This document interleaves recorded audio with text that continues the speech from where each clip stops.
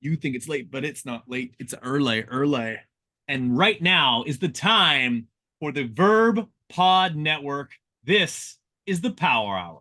Welcome to another episode of the Power Hour. I am your host, Brad Gebhart, and I am so excited for all things Verb. We got the sweepstakes. Go to Vurbmoto.com, peruse over there. We've got all the pictures from the Gypsy 500. Brett Q's bleeding, bloody hands from the many hours that he was forced to be spending on that motorcycle because basically he was the anchor of and the driving force of Team One. I was even drafted onto that team late because the rest of the team, with their dreary, tired eyes, said, "Brad, we need you to take us home, take us to the promised land." Before then again putting Brett Q onto the motorcycle to bring it home to 50th overall at the Gypsy 500. I am your host, Brad Gebhart. With me, not so much in studio, but always in my heart, Zach Heron. Welcome to the show. What is up, brother? The shades are looking absolutely fantastic, and we had another great weekend of racing. Can't wait to chat about it. Absolutely. Every single weekend, we break down whether it's GNCC, Arena Cross, Supercross. If it's got two wheels and an engine and probably some knobby tires to boot, we're going to break it all down. We're going to talk about it. And yeah, we're going to look backward toward the Indianapolis Supercross, a race that was absolutely unbelievable. It was like the track was honestly no fun whatsoever. But before we get to that, you've got some things to run down for me. Dude, absolutely. Yeah, it is getting down to crunch times, folks. April 4th through the 7th is just what, a couple of weeks away, if that. We're getting down to days. Can't even start counting by weeks now. World Mini. We've said it before, we'll say it again, guys. It is back, it is bigger, it is better than ever. It is out at Mesquite. So any of you guys that were out at the Gypsy 500, you know where I'm talking about. You know it's one of the best facilities in the entire country. I've been saying it, man, trying to get my East Coasters out there. I think I got one guy convinced to try to make the trip, but I want to see a bunch of the East Coast out there representing. It's going to be a great time. It's obviously some of the best competition you're going to find in the country, and so it's going to be a great time, man. I'm excited. My first time out there, going to be doing some announcing with the man, the myth himself, Kevin Kelly. So very excited for that. And it's just another awesome stop on the entire Verb Tour, the Verb Shred Tour. Plenty of other opportunities coming up throughout the country and throughout the year as well. We've got Verbadilla, of course, and naturally I talk about it. The voice starts going, right? I think of my man JJ from J Day. All right, do not cross the track. I swear to God, I will come back there out of retirement from Costa Rica or wherever he's at, and I will smack you myself. No, if put it like this, guys, Unadilla is one of the only opportunities you have to ride. I would say one of, if not the most historic tracks on the circuit. Got to do it on a Suron, then got to watch the legends go out there. Chris Canning grabbing the win out there last year. That was where the bromance began between me and yourself, Brad. But May Sure. 18th and 19th, we got to be there. I'm trying to get it locked in for myself. Not only just because I love being up there that time of year at such a legendary track, but it's just a cool event that entire J Day off road, a little bit of moto, a little bit of off road, whole lot of good time out there as well. And then you West Coasters, we didn't forget about you. I guess the Pacific Northwest would be technically where that's at. I'm talking Verbapalooza. All right, I didn't get to go last year. I'm not sure if it's in my wheelhouse this year. Washougal is number one on my checklist for tracks I want to go to, but not sure that this will be it. But it is your opportunity to go. June 15th and the 16th, going to be out at Washougal, another Verb Shred Tour stop, and that is where the legendary pit bike straight rhythm went down. I saw lots of clips from this from last year. Carnage, chaos, and a champion walking away. So I mean, we say it all the time, dude. These guys over at Verb, they've got their hands in a little bit of everything. They're keeping track of everything. But then the events going on, you just got back from one. I'm getting ready for another. They're all over the country, and they are always such a good time. Yes, sir. And I'm Mesquite motoed out right now. Oh I've man, got my head to toe. hoodies Look and at him. the yeah, I'm doubled up. Got the Mesquite MX hat on and yeah, the hoodie that they gave me at the Thanksgiving Classic. They basically race and like the RMX series, which is owned by the same family that owns Mesquite. They own three tracks as well as Bunker Hill and Cache Valley. They essentially race or have some sort of event like 50 times a year. It's around the calendar. They don't stop because people just want to get their throttle therapy. And yeah, like you said, Vermin Palooza bringing back the laziest track map you could possibly imagine. basically just a straight line, no corners in there, no passing opportunities aside from just going faster than the guy next to you. I'm excited about it. But you know what else I'm excited about? I was playing around with the Backyard Design website today, and I can't believe how easy it is to make an extremely neat looking graphic kit. And they're like, they ship right out of Germany. But I'll tell you this, they literally shipped mine as well as Wes Williams graphics on the Tuesday before the Gypsy 500. It showed up 2 days later, airmailed from Germany. I could not believe that. That wasn't express shipping. That's just what they offer. And yeah, you can really play around with all the different kind of the shapes and the designs. And they have some sort of purpose built ones that you can just play with. They've got thousands of some logos. And if you don't find something that you like, or maybe that you have one custom one yourself, you can upload your own logos as well. So it's pretty plug and play. I highly recommend it. Backyard Design. And honestly, if you also use Big MX24 at checkout, you're also going to save 24% because it's 2024. It's time for some race tech suspension and engines block passes. That's right. Just as we were talking about that Backyard Designs website, we're going to block pass it. We're going to just put those guys on the ground.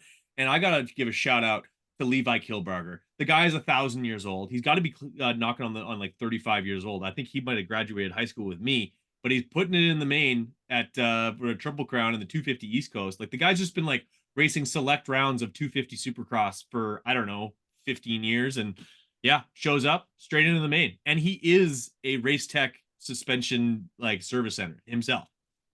Yeah, it is. It just goes to show, man. Like they say, it's riding a bike. You never forget how to do it, and it just goes to ask, what's your excuse, Brad? All right, it can still be done. When are you gonna make it happen? All right. I'm tired of the talking. We see the work you Okay. put out on the track. We got to see you behind a gate somewhere. But no, man, it's awesome to see. I'm a huge fan of it. I think it's cool. I think it's underappreciated, honestly. I think a lot of kids don't realize just how cool that is. And so yeah, I think it's always important to give those guys a shout out and looking pretty solid as well. I mean, not just scraping in, like looking very Yeah, he very qualified like fit, very 15th. content. Like Yeah, I that's with mean some that space. You didn't that's even what go I to the mean. LCQ. Yeah, wasn't on the bubble, anything like that. So no, not only making it back, but making it back in style. So huge shout out.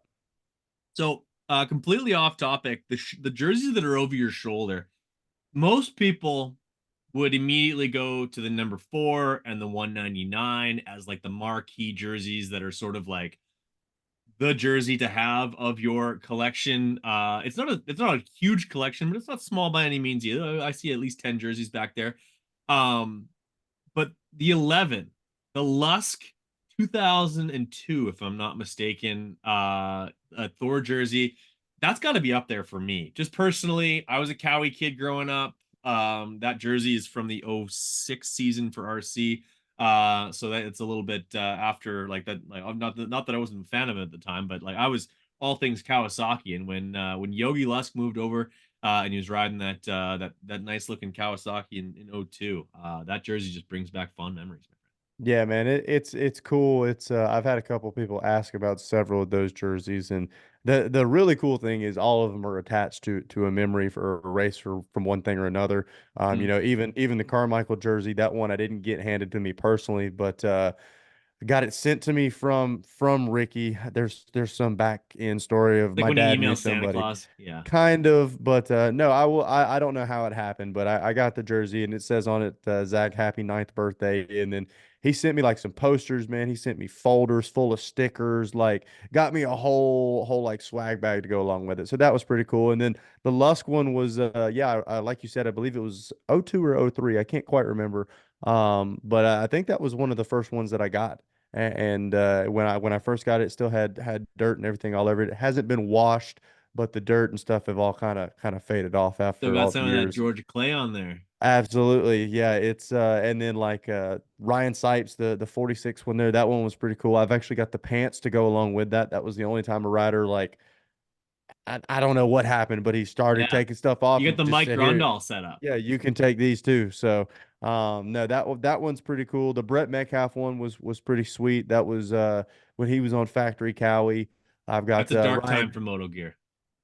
Well, it was we'll leave that one lie. But nonetheless, I've got the '07 Ryan Hughes and JYD, John Dowd. So those are also two of my favorites. So no, they're all pretty cool, and even those little ones up above it, those are. Do you remember Extreme Clothing? Of course. Extreme, Oh, yeah. dude. And so those Every are. magazine I ever flipped through, especially like the pictures of the big doubles. Are you Oh kidding yeah, me? big doubles, no troubles, baby. And so those are the old T-shirt catalog designs that they would carry to the shops and say, "This is what we got to offer." So they make interesting office wall apparel. But yeah, Yeah, they we do. try to keep it interesting for sure. But nah, they're all pretty special. I would say Yogi's up there for sure. The 715 Filthy Phil Nicoletti, that was back on the 1110 mods day. So that was back before he was world famous and flipping everybody the bird. He was probably still flipping people the bird back then, though. Probably, Like yeah. let's What am be I talking about? Yeah, let's be let's for be a little real. bit more open minded about how he likes to communicate and the fact that he's fluent in ASL. Um, but it's time for some sight laps. Let's move straight into something that we didn't see coming. Is a young man, uh, Alistair Dickert, down in Springading at it was Oak Hill, if I'm not mistaken, struck by lightning.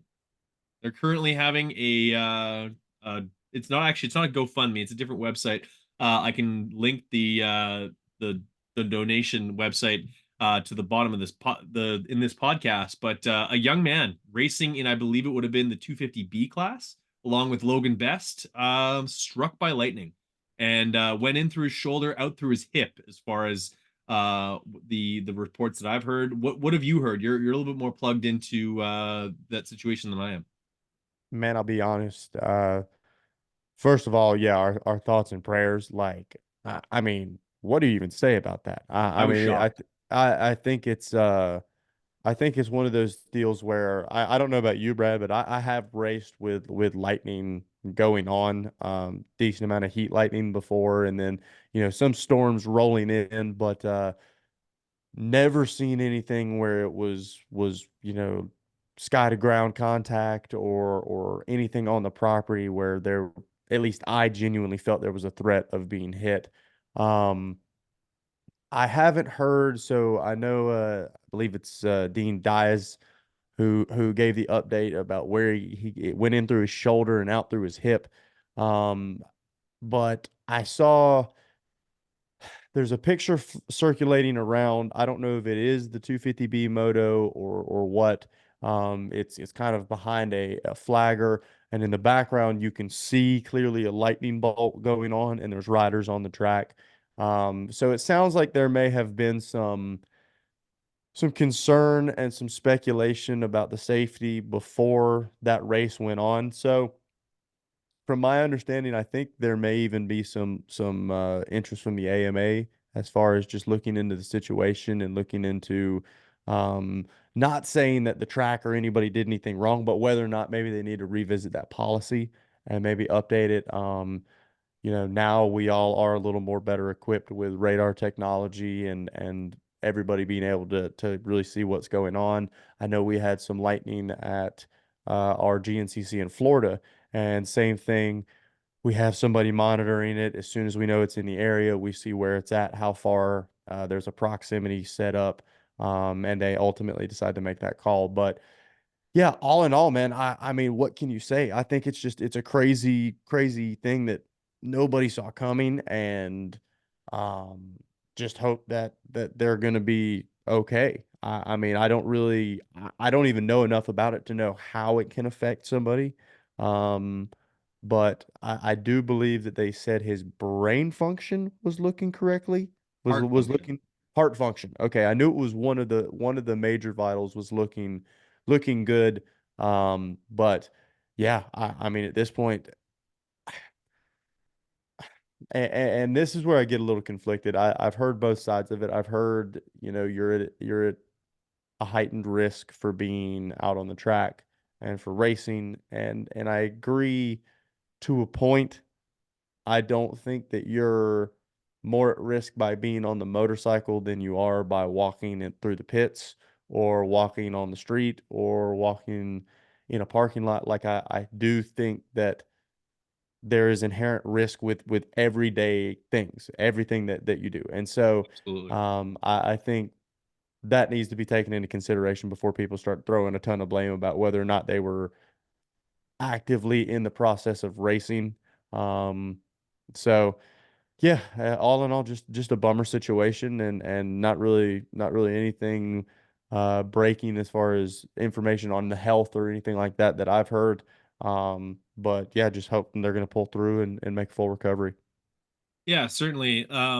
Like first and foremost, prayers and thoughts go to Alistair, and his family, his loved ones, people that are uncertain of whether or not he's going to be able to make a full recovery. Ultimately, the call to halt things, red flag things, like drop the gate in the first place, it's a judgment call, and people aren't perfect, situations aren't perfect, and these best practices, they themselves aren't perfect, and unfortunately something happened. Does that now mean that we need to look at things differently now, or make some changes? Perhaps. But I don't know enough about that situation to really make those judgments. All I can really say is that hopefully the kid makes a full recovery, regardless of what that looks like as far as his ability to get back on a motorcycle at any point. I think that's the least important thing here, Yeah, is that yeah. he's able to get out of that hospital bed, and lead a normal life, and yeah, just to continue to be a kid, because as far as I know, he's still a teenager, and yeah, that's he's got a lot of life to live. So yeah, hopefully he's able to do that, and yeah, we'll like thoughts and prayers with them. I will link the website where they're hoping to raise about $50,000 to cover some medical costs and whatever else that the Dickerts are now having to deal with. But yeah, all the best to you there, bud. Hopefully, maybe he's a loyal listener of the podcast, and yeah, something this will be something for him to catch up on. I highly doubt it though. But yeah. I know Alistair was shocked by this. I was shocked by it as well. Oof, oof. Yeah, Gotta come out with a lighter tone here, man. yeah, Come on. I guess you It gotta, sucks, but yeah, I guess yeah, there's no really other way to roll about it, I guess. That's just crazy. I mean, right? I saw something What about it what on what would you think if you're behind him and this happens? holy shit, dude. Can you imagine Like I've like never really I've been close enough where it's like you see the flash and you hear it immediately, so you know it was in like dude. close. But like if he was in front of you, like it's within like 50 yards, Well, that's what I 25 mean. yards. I've never so much as seen lightning touch the ground in my general proximity. Like I've had a buddy of mine that said one time he was in a field and lightning like cloud to ground lightning was starting to hit the field and it was like tilling up dirt, like throwing dirt up. It was hitting the ground so hard. And so it's like, dude, if it's capable of doing that, yeah, and it zapped his ass off of a bike. I don't know. I mean, like I guess I would be trying to grab something rubber.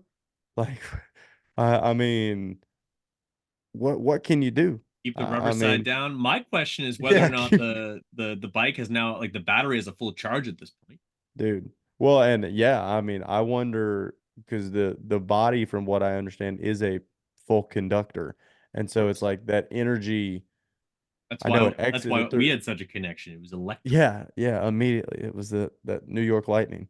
Yeah. But yeah, man, it just definitely one of the crazier stories that I had heard. I've never I mean, like we've always talked about, like, oh, wouldn't it be crazy? Like there was a picture one time I was doing a night race and coming over the finish line and like where my helmet was, there was a lightning in the like a lightning strike in the background, and it looked like there was lightning going into my head.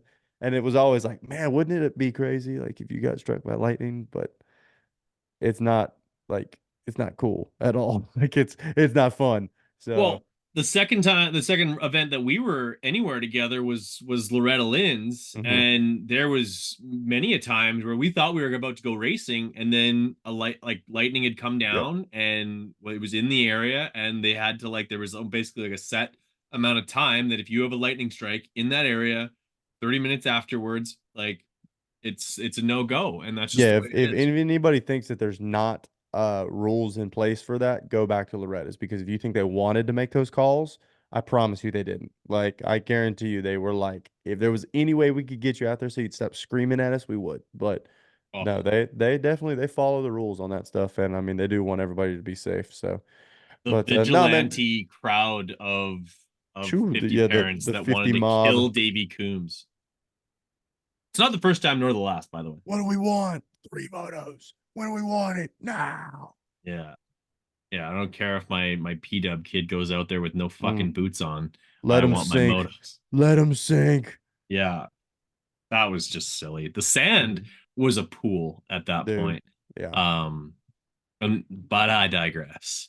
Let's go straight to the Verb Thought line. Anyone can submit their question at Vurbmoto on Twitter, hashtag Verbline. Best way for me to be able to find your questions, or you can just email me directly, Brad at verbmoto.com. As you stifle a yawn for the fourth time in this podcast, we are recording this late at night, but I I'm appreciate trying. your efforts either way. We'll go to the first question from Dave Lewis from Springfield, Illinois. Is Hunter, he must be Australian as well, Hanta. Hunter, getting jealous of his younger brother Jet's rise to both fame and dominance? What are your thoughts? Well, as bad Gotta as be it a little sounds, bit. as bad as it sounds, don't you think it'd be getting to him by now?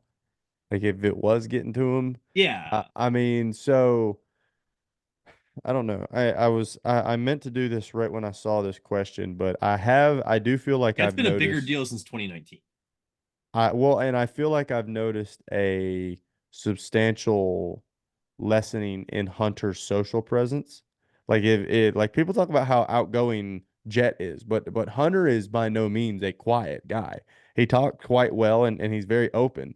Um, but yeah, I put it like this. I think it has very, very little to do with the fame aspect of it. And I think just the freaky voodoo. He is always in the right place at the right time and executes at the right moment. I think that's what's pissing him off more than anything. If Is he's I pissed mean, off at all, it's yeah, voodoo. if he's mad at all, yeah, because it's just like not that I don't think Jet's an incredible rider, but man, you talk about somebody that things just go right for. Like it's just his time right now, and so yeah, I think he's got to be a little irked, but at the same time. I think he's got to try to look at it for, hey, I get to train with this dude every day. I get to live, eat, breathe, sleep. I have the same DNA complex as this guy. Like, I have no excuses. So, um, yeah, I do think there's probably a little bit of bitterness deep, deep, deep down that, very, very few people are getting told straight up about. Mhm. But I don't think it's anything crazy where, like, I've heard some pretty wild rumors where, oh, he doesn't even like to be around him. This, like, okay, come on now. Like, they're an extremely close family.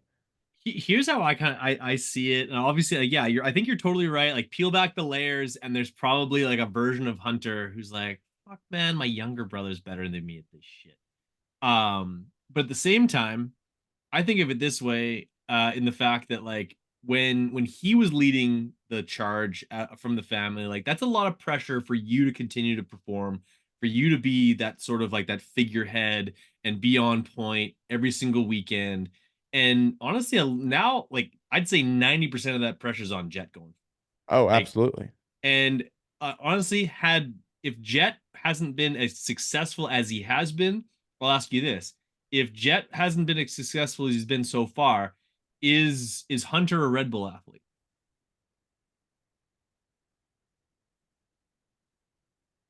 Maybe No. not. Probably not. Right? So, and like there's things that he's benefited from for the fact that he's now sort of a package deal with his brother. He still is extremely talented. He's a champion in his own right. He gets the opportunity to basically like if you're growing up with your brother and like if you could dream of being on one team like on 450s, like this is unprecedented. Brothers Yeah. on factory Honda with Red Bull deals and your head to toe A stars, like and literally you get to sort of just like you get all the perks, but I don't say none of the pressure because there's still pressure, but like a lot less pressure than your younger brother, who's yeah, just he hasn't put a wheel wrong, especially when he's jumping into the whoops that are absolutely the most treacherous thing. Like I thought the Dude, Gypsy 500 was wild. No, that whoop dude. section would make a man out of anybody. And the kid's just like sending it in there with a 230-pound motorcycle and just go like bunny hopping it through. Just, like, go get out Yeah, of here. it's somebody got to Um, send the guy a memo that that track is treacherous because yeah, he's like someone let Jet know that this is hard. yeah Um, yeah seriously. this is a hard sport to be good at. But yeah, there's got to be a little bit of jealousy in there. But honestly, at the same time, I think that it's still a great family unit. I think they are genuinely happy for each other. They're going to be millionaires. They're going to be champions. And regardless of how, like, if it all ended right now, it was a successful career for both of them, which is wild to say Absolutely. because neither one of them are 25 years old yet. Moving on to Jason Robertson from Dallas, Texas. Holy crap, all the way down from Dallas. How come racers don't do knack-knacks and heel clickers like the likes of Kevin Windham on the last lap or finish line like they used to? Honestly, I'll give my thoughts on this. I think it has comes right down to there's two things. Grant Langston's one-hander relinquishes the win. Like that was 2001, if I'm not mistaken, maybe '02. No, '01. And then because that was Preston's first win. Yeah, that would have been '01. That would have been '01. And then I think it really comes down to like the corporateness of like these guys. They don't want to mess up. Like if you mess that up, there's too many corporate dollars behind you that like no. And I honestly I don't think this is like guys don't play ride like they used to. Well, and that's So what I was about to say. Like Marvin Muscan does the heel clicker. That was probably the last. longest legs in the professional racing though too. Yeah. Well, that's what I mean. He just you can clearly tell that he is very comfortable doing that one trick.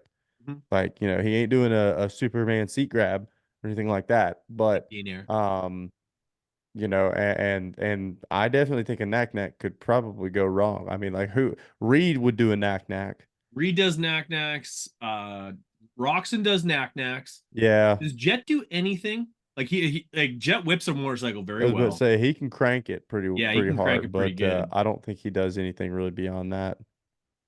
I caught a glimpse of a sight lap. I don't know if it was Indy's sight lap or a different sight lap, but like a couple of guys were getting wild over the finish line. Just Dude, like I for some reason I feel like Roxon, I can't remember whether it was 2 or 3 rounds ago. He was that one shot of him over the finish line where he was, I mean, upside down and backwards. It was like mm, it relit a fire in the pro ranks to crank it out. And some like practices and some even some of the media day stuff I've seen just like you can tell when those guys are going harder than they normally are. And yeah, throwing just some stupid stuff. I mean, I can't remember who it was that I saw. Tomac's underrated when it comes to whipping the motorcycle. Tomac's Like got some style, dude. yeah, like he's low key. Like when he's like riding at like 80% and just wants to like lean into one, like he can send it. Yeah, Um, of the top guys, guys who maybe not at the top, but that they could also crank one out. Cody Shock is one of the most like that guy's got skills on a dirt bike. Like just yep, like we're talking like just play riding skills, aside from just being an absolute like made of steel because he is now. literally made out of Yeah, steel. Yeah, he's got some play bike skills. But there's been a couple of guys over the course of like history that just don't have like a plethora of like I don't think I ever saw Chad Reed do a heel clicker, although again, shorter guy, I don't think he can get those things like the feet around. In arena cross you see Ryan Brees do it, but yeah, yeah, like the contrast to that, I don't think KP Kyle Peters is doing a heel clicker just because again, short legs. But you could yeah, probably do a heel clicker, but I don't think you're flexible for it. yeah. That's probably what's gonna stop me. I do a mean no footer though. Hmm. I'll do a no footer without thinking twice about it. What if like it on if you were like leading by way too far, like say it's a race between you and and you've got a 35-second lead on the last lap, like what would be the finish line celebration? Dude, I This is because for I j- championship too. Like, this isn't just like local moto championship. that's what I mean though. It's like I always used to joke with my buddies saying like, man, one of these days I'm just gonna get to the point where I don't care. and I'm gonna find a jump, and I'm gonna have as many people with cameras ready as possible, and I'm gonna just every YouTube video, Ricky Carmichael, AJ Cantanzaro, Trey Kennard, how to whip, how to scrub video I've ever watched, all that knowledge is just gonna go, and I'm just fully commit, and I'm gonna crank that thing so hard, and I'm not turning it back, and I'm that's how I die. Is I'm just gonna cry, and we're gonna have all of these great photos of me just looking, I mean, just upside down. But he Just did not. the He full did. Tom Parsons. Yes, he did not survive. Yes, and so I don't know, man. I mean, that at I'm wearing the shirt right now. SummerSlam. Poor Brett Q. He was probably sick. I'm like, dude. So I just don't get it. So you just lean, like you just fucking lay down, like, and he's yeah, man. I don't know, like No, there's Brett. so much going on that they don't even realize That's what what it I mean. is. Like Brett is somebody who breaks things down into simplistic terms. We'll put it like that. And Sure. even he was like, I don't know, man. Like I come up, he got his hands up, and I just lean, and it makes me so mad. And I try, and like this past weekend, I rode and on a jump that didn't make it in my Insta banger video.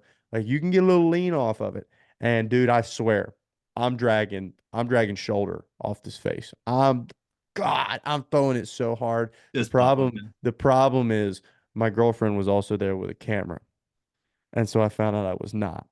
I was Yeah. not dragging shoulder at all. I I don't know what the hell I was dragging. I wasn't dragging anything other than dragging ass around the track apparently because Second lap. Yeah. yeah, I was not it's just always kind of disheartening, right? You think you can throw a big whip or something and then you see the picture and you're like, "Really? Let me just edit the tilt on that one a little bit." Yeah, now Yeah, she looks like thank goodness for yeah. the iPhone. You can just like basically Ooh, just like you can be straight work. up and down and be Yep. like, put that thing on her side. There Nah, you baby, go. I was upside down off Yeah. that Why are thing. those clouds going left to right? Exactly. Exactly. But yeah, I mean, I think you hit the nail on the head. It's a lot more serious now. For me, like even when I was racing, like I always used to do a little fist pump, like, but besides that, I knew I wasn't throwing a whip. I'll put it like that. So, um, I always liked like depending on the way the finish line was set up, like I like when you like could roll it, like coming Mm. across the line and like put your hands up in the air or something. But yeah, it's I do like the tricks though. I mean, like I like some cool style. I like the fat whips though. I'll be the first to admit. Like Roxon's, I'd say Roxon's probably top of my list as far as guys that can just. Anderson's got some cool like Oppo type, almost free rider esque type style. Um, but yeah, Kenny can throw a pretty nasty just normal whip. Absolute. I like when guys have like a specific trick they do. Obviously, MC owns the knack knack. Chad Reed borrowed it. I think it still belongs to MC, especially considering I think he not only invented it but also named it because it's can backwards. Um, Ricky with the double can, which is like completely out of left field as far as like for that to be his trick is like ridiculous because like it's maybe the most difficult of the tricks that racers do. That it's like Yeah. both feet completely off to the side. That was his go-to for whatever reason, possibly short. That's a Yeah, it's maybe easy that's to a get the short leg deal. legs. Yeah, easy clearance. Yeah. Especially with that subframe that's like non-existent with the Yes. seat foam that's just like he has the opposite seat of you. Like for those who didn't see your Yes. Insta banger, you've got like 36 inches of foam on your seat. Two seats stacked Um, on top of each other. Yeah. yeah, it's two seats. And then you've got Kevin Windham, who like there was times when if you watch old races from the 90s, like Art Ekman is crediting him with the invention of the keel clicker, which I don't think is correct, but yeah, that was a subject of debate. But yeah, I like when guys sort of have their little calling card. Like Wyndham did the heel clicker, like you said. Moose can he does the heel clicker extremely well. He hurt his knee at Day to Get Hurt. Um, Yeah. Sounds Down like south sounds like there. a That lot of was a people got bummer. hurt. Bunch of Yeah. guys got hurt. Zach Osborne's got Zach broken Osborne ribs, broke like 6 ribs. Yeah, that and I ribs. saw that Yeah, crash. That was ugly. yeah, Um, Track did look cool though. It looked like a fun event. Carson Brown yeah. was hauling. Well, of course, like when Carson Brown is Shows like up. just stretching the like how many times a year does he call motorsport for a new throttle cable? dude. Do they just send him a throttle cable for Probably like every bike imaginable that's what because I they was about never to know what say. he's going to be riding They're next? probably terrified because they never know what he's calling about. Like, Yeah, hey, can I have a Yamaha Zuma, followed by a the Y zinger. 87. Yeah, like it's just the most random stuff, and he's just hauling ass on all of it. Super nice dude too, Yeah, which is cool. So absolutely. His dad's really nice too. Super yeah, quiet, yeah, yeah, nice yeah. guy. His for those who don't know, Brown Brothers Racing, BBR, that Hmm. is the Carson Brown's family. So why he has all those tricked out pit bikes and they're honestly not even pit bikes when it's like a Kawasaki KLX one like the 125 that basically Yeah, is I a was about super to like say it's some a of four them are stroke super mini nuts. with more horsepower than my KX85 had, and guarantee that Carson Brown's lighter than I was on my 80. Yeah, it's not even fair. But yeah, that's sort of the lineage there. But getting to our last question here on the verb line, as I slowly but surely start to lose Zach Heron as a co-host here. What are you talking about, man? Dude, I'm I here. can see your eyes are starting to droop on me. I'm just giving you shit. It's all Uh, right, man. It's it's all good. You're an hour ahead of me, so you're knocking on midnight. Um, I think there's a country song about that.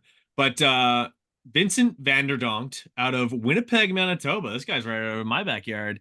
So he's cold tonight, as am I. Who of the current racers is best suited to be a team manager once they retire? Now, I was thinking about this as soon as I saw it.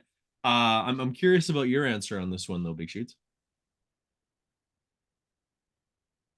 trying to think of somebody that. Are You you can't thinking say whole? Brayton because he's already retired. I think Brayton is Yeah. probably like the best, Are you like thinking whole field or just 450 riders? You could go whole field, sure.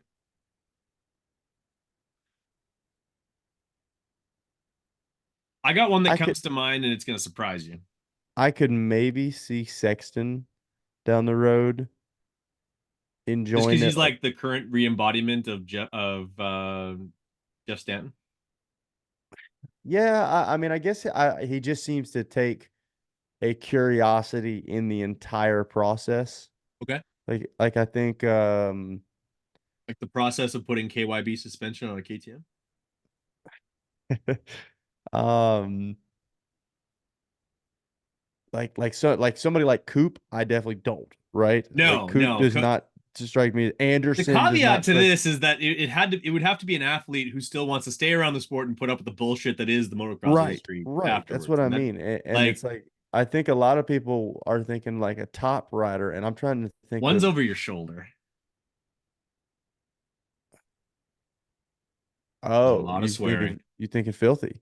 Gotta I've be. I see I've heard he's not interested in any of that.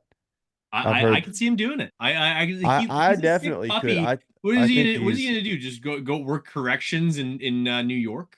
Like he loves this shit. He loves hanging out with yeah. Mathis and all those guys. I could totally see him like basically like managing the 250 program or the 450 program for club. Easy. Yeah, maybe. I was You gonna already kind say of do that. he's definitely, and I will say this, I think he's a lot more intelligent than a lot of people realize. A Like as far thousand as percent. Just because he says the fuck every other word doesn't mean he's not yes, smart. yes, and that's proven to be a sign of intelligence. People that Fucking cuss, right. fuck right. So, but yeah, I mean, yeah, beyond that, I somebody that just seems super happy to be around all the time. What about a Kyle Chisholm? Talking about a guy who like he doesn't need the money at all. Like honestly, he doesn't even need the money for racing now. But talk about a guy who's ran his own program, knows how to work on sponsorships, could coordinate things. I could see Chiz doing that. Yeah, maybe. I don't know if I feel like his step away from racing, like I feel like Well, because he he's never been, retires. That's the caveat. yeah. I don't know, man. I feel it for some reason. I feel like I could see an RJ Okay. maybe. I think RJ's got because RJ is pretty well educated, Yep. and I do think RJ's career. won't go super, super long just What because about a it's Jordan Smith?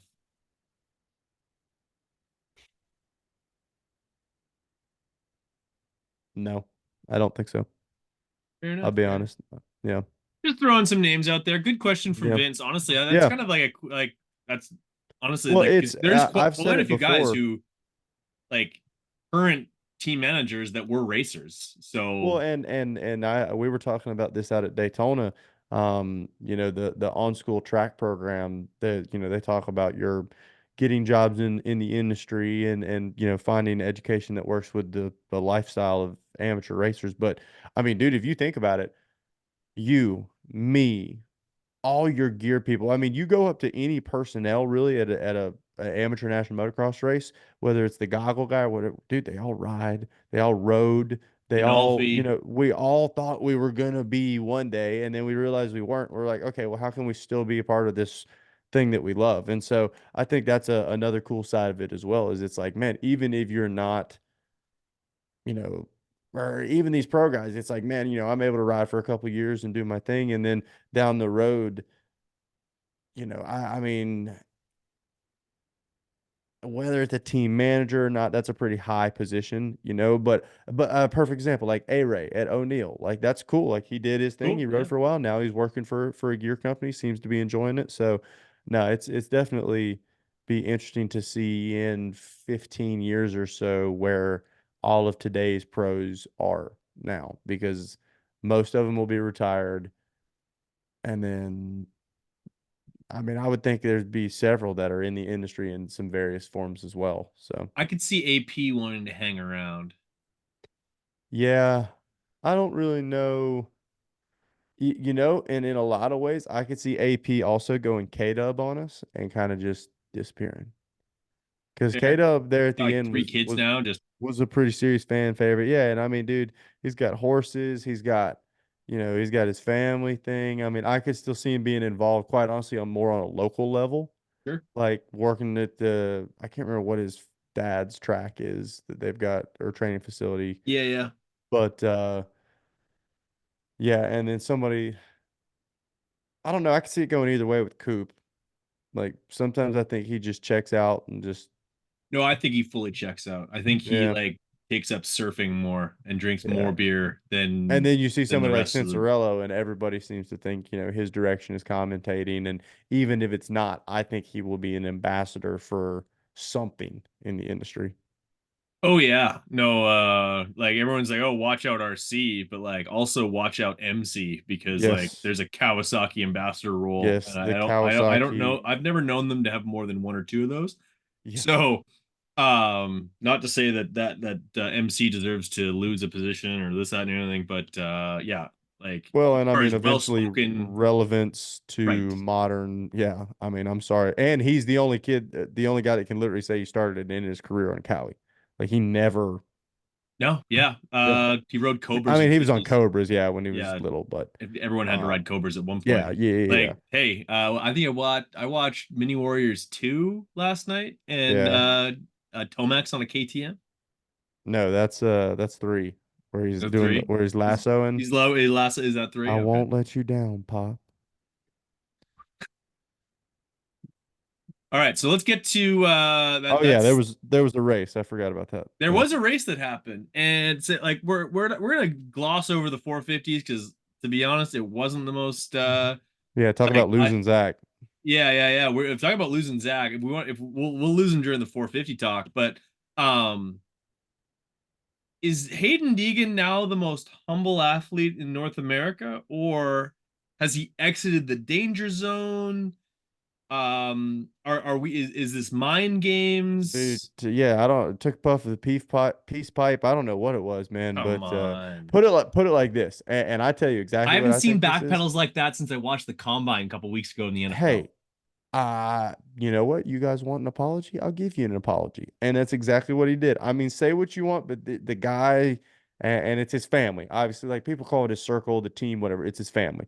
Yeah. And they're behind him, and they said, I think they could clearly read the room. Hey, this last little bit didn't work. We need to backpedal. We need to change the projection of your image.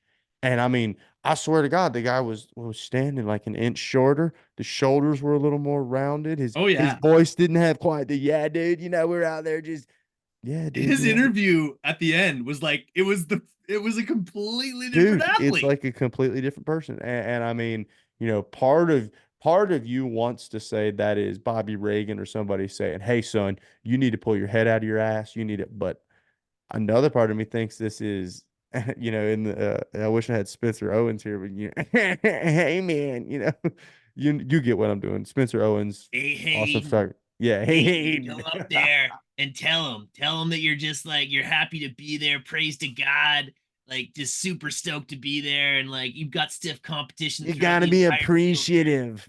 You gotta. They I'm gonna think get you're in so much trouble, but spoiled. honestly, I'm not entirely sure if Hayden Deegan's ever gonna do an interview with me anyway, so I'll just like kill that right now. Hayden, Honestly, I'd have the kid I'd on the still show like him to any day of interview, the week, but twice on Sunday. Like super talented racer. no, that's what I mean. Like, and I think that's ultimately that's why we can joke around about it is Yeah, because the dude's good, and I'm a fan of this marketing strategy. We look back at the hindsight on what Brian did with his career. He's praised, and he should be for the absolutely. empire that he built. And dude, they're He doing dissed it again. Coolio, Yeah, yeah, like, and rightfully so. Like, Kate, marketing genius, right? Like Brian Deegan. The guy literally cornered all the white sunglasses, jacked up truck crew that spends money on black t-shirts with skulls on it. Like, and that yeah, like pal. he bought 10 houses with that whole marketing Yep. like plan. And good on him. I'm super pumped for him. If anyone can make money in this industry, like fucking like thumbs up, buddy.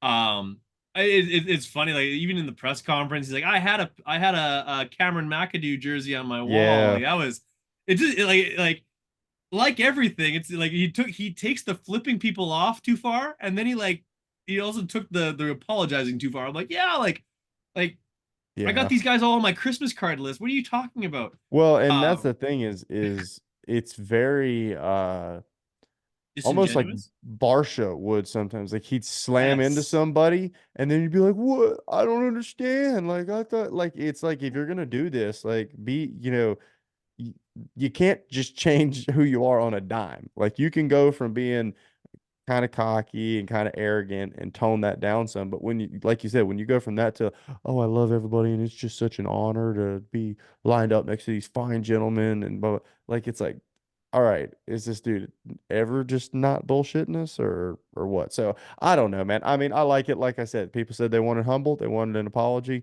That's what they got. So be Yeah. happy. Yeah. You got what you Next, ordered. yeah, exactly. Um, And that's what I mean. You can't help but say, hey, he's listening, right? I mean, the fan said one thing and he listened. So now next on the 250s, we've got Swole. I said that I was impressed with him. Obviously, that last race was more of a letdown for Swole than it was for Triumph, but I do think that Swole has shown some great stuff for the Triumph bike. Um, but it's just putting the whole deal together. well, what I'm most impressed about with Triumph is the fact that the bike has been fast in qualifying. The bike has pulled hole shots. The bike has he's been able to rip through the pack. So like if at all the bike isn't where it needs to be, or it like there's still room for improvement, holy shit, they've got a lethal package on their hands. Yeah, Like absolutely. if there's room for improvement on the platform itself, like we've got a serious contender on our hands here. Also, if like this is a racer who he's won high point in the past, he's podium supercrosses, he's led laps.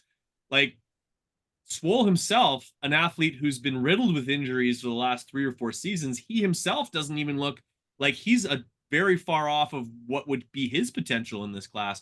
So if the two of those were to sort of like kind of crescendo together come the end of this championship, or when push comes to shove in the when the two series get together for the East West shootouts, he's going to be a formidable opponent. And yeah, obviously he's going to be frustrated anytime that your bike quits or it won't start, or there's some sort of ignition issue. And those are teething problems that happen with any Yep. bike. Like insert Ryan Dungey's bike quitting at whatever race that was when they first introduced Southwick e-start. 2011. Exactly. All kinds of like there's been like many things over the years that new platforms, innovations in motorcycles have like it just happens. Like how many times in the early days of four strokes when a bike would stall and they're like Josh Grant, first Kicking race and ever, kicking and leading, kicking. tips it over, and he's just like, I met Schneike. That was the funniest thing. I gotta tell you about this. Maybe this is actually my vented plate let it all out rant a little later on. But yeah, like his first race ever, tips over in the corner, couldn't get the bike going. Schneike was there laughing it off because like the kid was just happy to be there. Ends up DNFing that moto. But these things happen. Last thing on the 250 side of things was it's either white hot or ice cold for Daxton Bennick, which that's kind of rookie kind of ups and downs. Yes, no.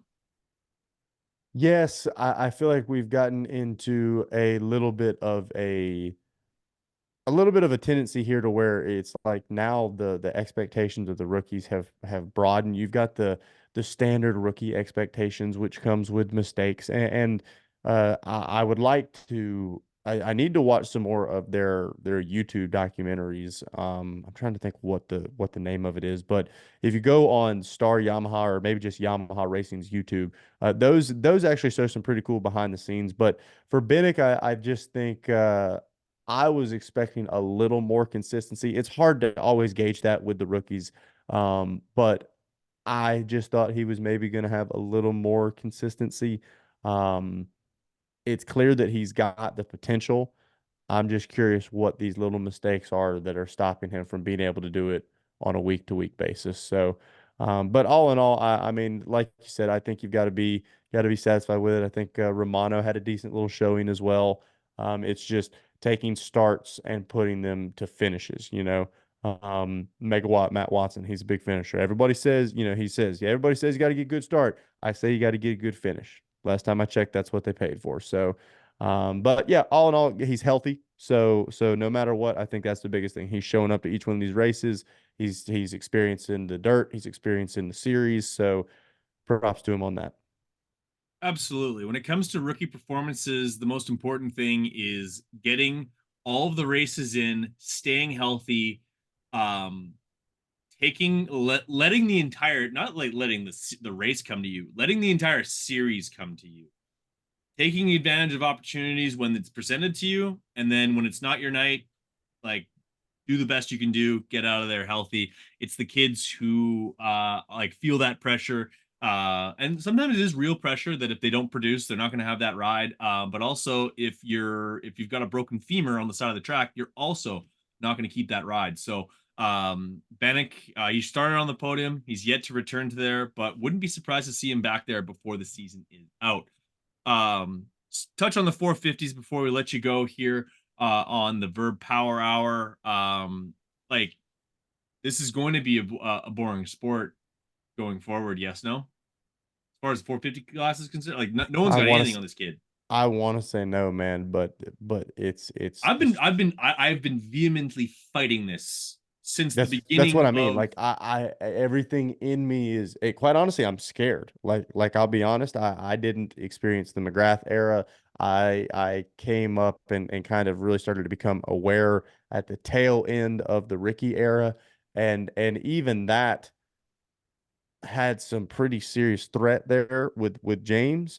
Like, dude, I don't know. I mean, it is one of those things where he's going to wrap this championship up early. I feel like the nail in the coffin was kind of this past weekend. I think Webb just wasn't able to put it in the right spot. Tomac's done. I mean, we've even said, I think Tomac's probably saying, "Hey boys, let's start figuring out outside." Yeah, if Fucking, we're going outdoors, we're yeah, focusing on outdoors yeah, going we forward. gotta, we gotta, we gotta start working on that because clearly this Supercross thing ain't happening this year, and we need to focus on what we can. So I don't know. It is incredible to see, and I don't take anything away from Jet because to say that he is doing it and making it look easy is insane because if you erase Jet, you look at these other, and it is the deepest field of the most talented riders we've ever had. And he is making them all look like amateurs. And so, yeah, man, it's a scary scary thought. I mean, I obviously I don't want Jet to crash. I don't want Jet to get hurt. Um, I would not be upset to see Jet get ninth and 10th place starts. I mean, I'll be the first to admit, Hey, if like, he's gonna win every race, if he could start 15th, that'd be sick. that's what I'm saying. I mean, at least make it to where the camera's following him come through the pack.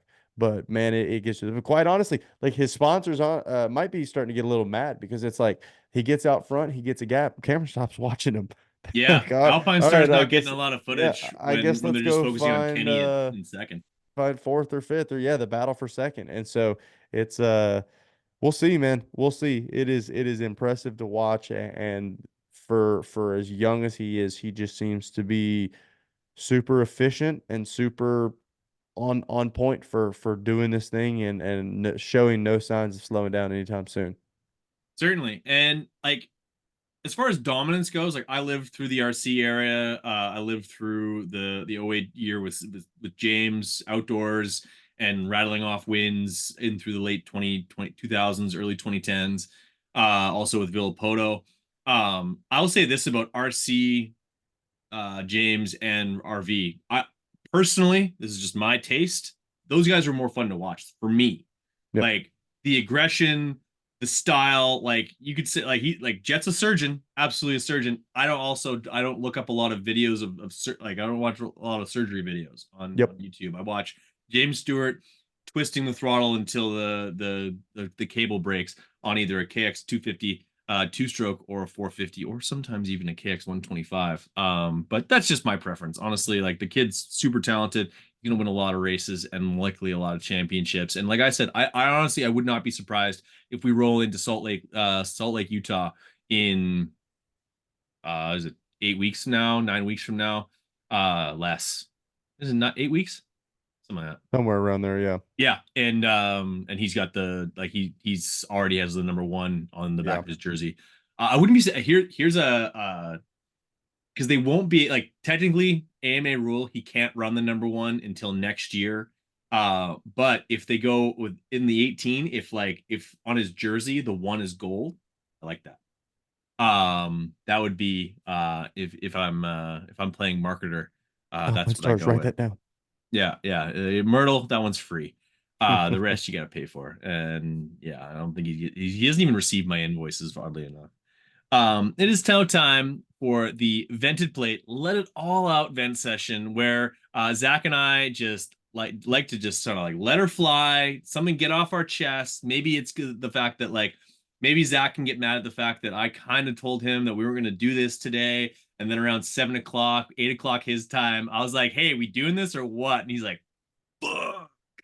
Uh, then he had to race home and he was running out of time. And then we still chit chatted for like 45 minutes before he even hit record on this thing. Now it's midnight. It's literally midnight right now. And we are recording the last portion of this podcast. Well, now that you took my vent, no, it's all good, man. I'm glad to do it. Yeah, mine's pretty simple. Look, it's not that I am Ricky Carmichael or even Our the show would get top. more ratings if you were. Yeah, right. Yeah, no kidding. The not even that I'm a top level pro or anything like that. But this goes for fast riders, slow riders, whatever. If you're at a practice, like an open practice ride day or something like that, and you're gonna jump in with a bike, right? You're gonna jump in. I personally I'm a chaser. I don't want to jump out in front of you and jack up your lap and get in your way and start taking your lines. Like it just it bothers me. And that's what I said. I was like, if you're gonna jump out with another rider, don't be an ass about it. Because I had this past weekend, I had this guy, and I mean, there wasn't a ton of riders at the track to begin with, and he was somewhere around my speed, and it was like he made it very clear that he was wanting to jump in and ride with me, like cutting the track, jumping in over. And it's like I love he's that. jumping kind of off directions, like almost coming together with me, getting onto the track, and then like Dude, he's dive bombing on the inside of me and stuff like that. And then like the first two corners when he jumps on track with me. And then I, get around him and I start to kind of space it out or whatever, and he'll pull off. And then he'll wait for the next spot and then he'll jump back. And I'm like, dude, like you can't just run sprint sessions with me and then like jump off when you get tired. It just, I don't know, man. I definitely think there's some etiquette to it. I'm all about trying to gauge some speed. And like, sure, if there's somebody that I think's quick that I want to see how quick I am compared to, if they roll by, I'll kind of roll up and get onto the track as they go on, but I'm behind them. I'm not bothering their lines. I'm not doing anything like that. It just, I was just like, dude, I couldn't get a free lap. And finally, I cut the track and went to the other side of the track and like looked back and kind of shook my head like, dude, you can't just stalk me around the whole property all day. So that's my rant, man. Just if I want to be alone out there practicing, man. I don't need people. If I wanted to be close to people, I'd anywhere race. close to as fast as I am, I'd race. Yeah, thank you. No, I totally agree with you, man. I do like very similar when I go to the local track. I'm about looking pro, going slow, and Absolutely. just doing my thing. Like I usually show there's one local track about 45 minutes from I'm at. Practice starts at 4. I unload the bike at 3:45.